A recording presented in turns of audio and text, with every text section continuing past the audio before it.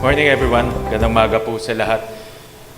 First of all, foremost, let me greet our good Vice President, the Secretary of the Department of Education, Secretary Sara Duterte, who's ably represented by Yusek Poa and the rest of the Undersecretary, Dr. Gina, Yusek Gina is also here. Let me also greet my partner, the host district for today, Congressman Romulo. And let me also greet all the education stakeholders, all the education champions who are here with us today. There's so much to talk about after the presentation of Yusek Gina, but first let me congratulate DepEd for taking the plunge in taking PISA. Full disclosure, when I was talking to Yusek Dads and Yusek Maluluan, full disclosure, I was the minority who was not in agreement to take the PISA in 2022, because in my analysis, reforms take time, and we all know what will happen, what the results will happen if we don't fully implement the reforms. But I'm very happy that I was overruled and DepEd took the PISA, and that's important to also look at the trends and look at the other variables that we can touch and we can reform in order to improve learner outcomes. So I just want to say a few things. First, the good news, despite the pandemic, despite the struggles in pursuing learning and teaching in our schools, we did not regress. That's one piece of good news, because in my own, actually I was really concerned that we might regress, because I've seen on the ground the struggles of our teachers and principals in continuing with opening our schools and also continuing teaching our students despite the technological limitations and also a lot of limitations on the ground. Another piece of good news, I think, and I was talking to Dr. Bienviaje, that it seems to me that we have bottomed out already. In the parlance of finance, we've already hit the bottom. So I think there's no way for us but to go up. So I expect that later on we'll be seeing improvements in our scores. Of course, the bad news is we have stagnated. Statistically, even though we've seen a little bit of improvement, statistically it's insignificant, meaning we've stagnated, and that's a concern for us. So just to move forward, and this is some of the things that I have in mind and some suggestions. We have to intensify our learning recovery in the next few years. I think it's important to invest in learning recovery. We estimated that we need approximately about 10 billion pesos to really roll out an intensified learning recovery in all of our almost 40,000+ schools. And it's important that we finance the learning recovery in our schools, not only using their MOE, but really supporting them with materials, with financing in order for our schools and our principals to roll out learning recovery.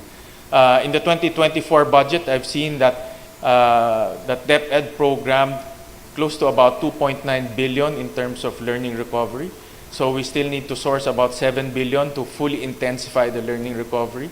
And that's, we need to work together to look for external financing. I see a lot of our external financiers here, our education partners. But on top of that, I'm also looking for other sources within the General Appropriations Act. For example, the contingency funds of the different departments, especially the Office of the President. I think together we can convince the Office of the President to plow in more funds in order to intensify our learning recovery. Just to give you some perspective, when the pandemic hit the country bought close to about 100 billion pesos in terms of vaccines, because we treated the pandemic as urgent and something that we need to get ourselves out of. What's happening right now to us, we have to treat it the same.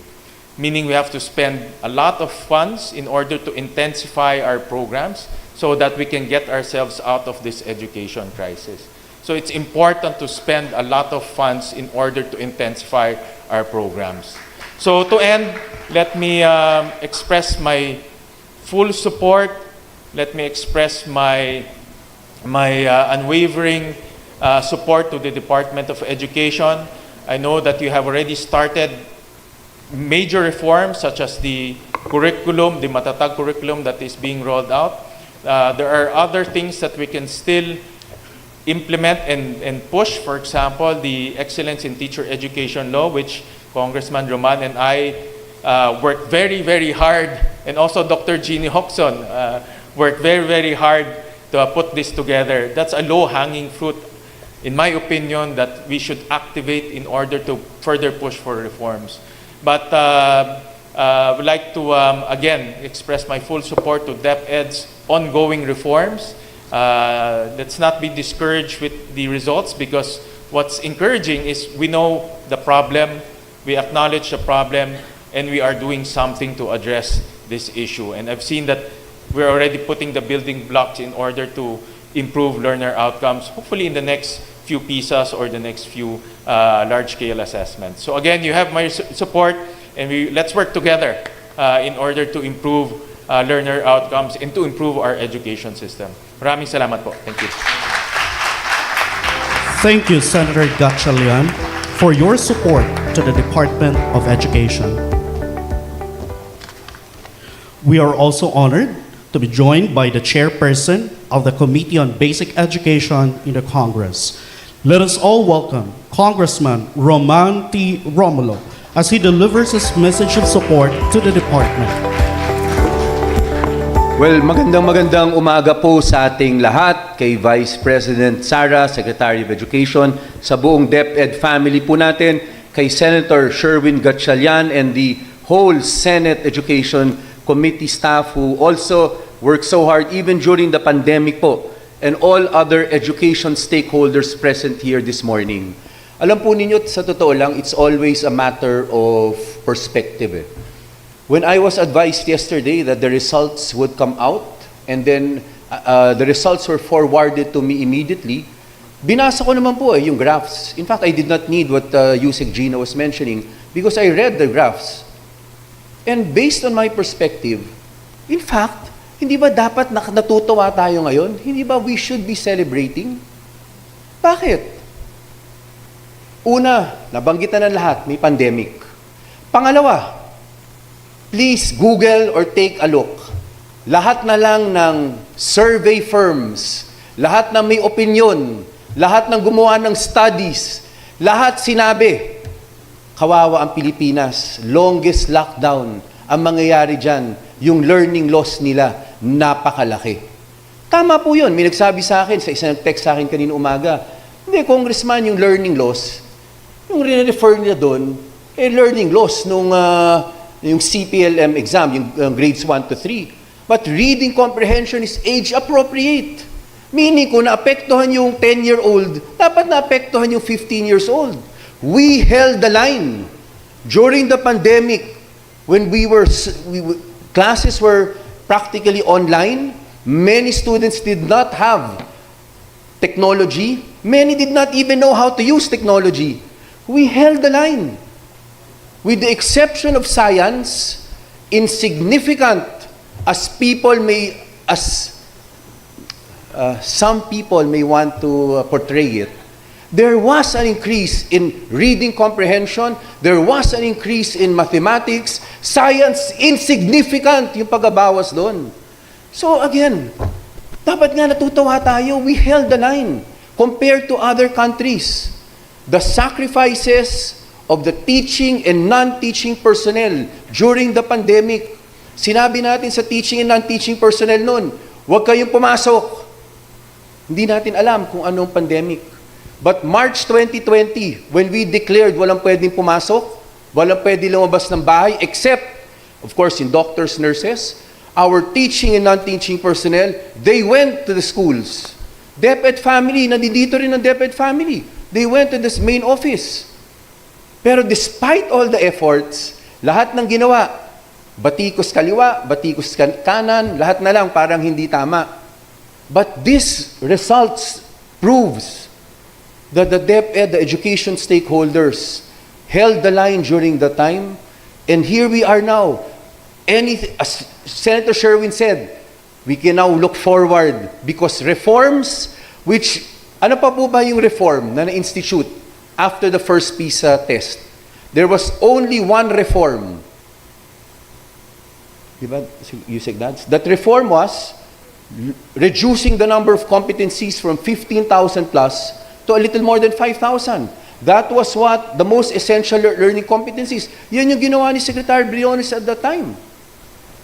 Binatikos pa nga siya nun eh.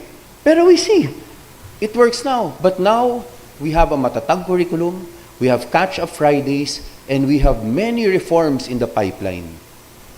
Everything is looking up.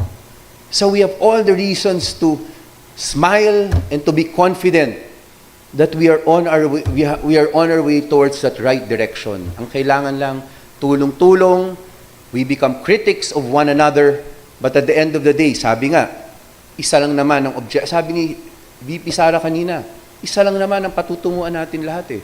We want quality education and we have proven we can do it. Mabuhay po education sa Pilipinas, mabuhay po ang Pilipinas.